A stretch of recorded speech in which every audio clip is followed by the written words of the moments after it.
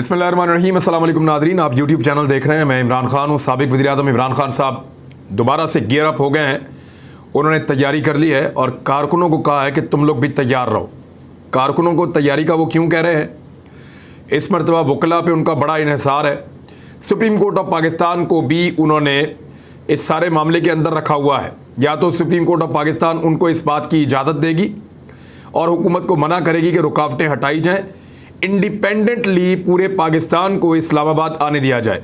अगर तो ऐसा हुआ तो इतने लोग इस्लामाबाद में आ जाएंगे कि इस्लामाबाद छोटा पड़ जाएगा। इसका आइडिया तो सबको है। अगर इसका आइडिया ना होता तो इतनी रुकावटें, इतने आंसू गैस, इतनी पुलिस, रेंजर्स, एफसी और इतनी ताकत का अंधा इस्तेमाल कभी ना किया जाता। चादर और चार दीवारी का तकद्दुस पामाल कभी ना किया जाता। ये सब कुछ इसलिए करना पड़ा कि सारे इदारों को और हुकूमत को इस बात का आइडिया है कि लोग बहुत बड़ी तादाद में इस्लामाबाद पहुंच जाएंगे। अगर सुप्रीम कोर्ट खुली इजाज़त लेकर देती है और आईनी और जमहूरी हक मिल जाता है पाकिस्तान तहरीक इंसाफ को, तो तब अब इसमें इमरान खान साहब को या तो सुप्रीम कोर्ट पूरी इजाज़त लेकर दे या फिर इसको एक पॉलिटिकल मामला करके और पॉलिटिकल लोगों को निपटाने दे। उसमें भी इमरान खान साहब का फ़ायदा है कि अदालत बीच में से जब निकल जाएगी तो फिर वो अपने तरीके से एहतजाज कर सकते हैं और फिर वो एक नई हिकमत अमली पे जाएंगे। मुझे उसका आइडिया है, लेकिन फिर आपको बताऊंगा।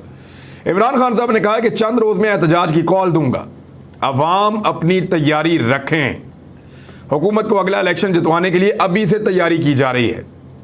यानी इमरान खान को जिन्होंने निकाला है, मैंने बहुत पहले बताया था, बोल टीवी पे मैंने बताया था और एक दिन ARY पे भी बताया था कि इसके 3 फेजेस होंगे।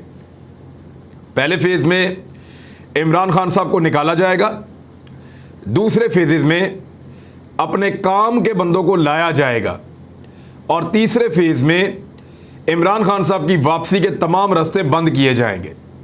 तो पहला फेज हो गया, इमरान खान को निकाल दिया। दूसरा हो गया, इंपोर्टेड गवर्नमेंट जो है वो आ गई, उसको यहाँ पे बिठा दिया। और तीसरा फेज ये है कि इमरान खान साहब के लिए वो तमाम दरवाजे बंद कर दिए जाएं जो इक़्तिदार की तरफ आते हैं। अब यानी एक बहुत बड़ी जो बेईमानी हो रही है, बहुत बड़ी बेईमानी हो रही है, वो ये हो रही है कि हर हलके में से 50% नौजवानों के वोट दूर दराज इलाकों में फेंके जा रहे हैं। अब कोई आदमी दूर दराज इलाकों में जाकर तो वोट डाल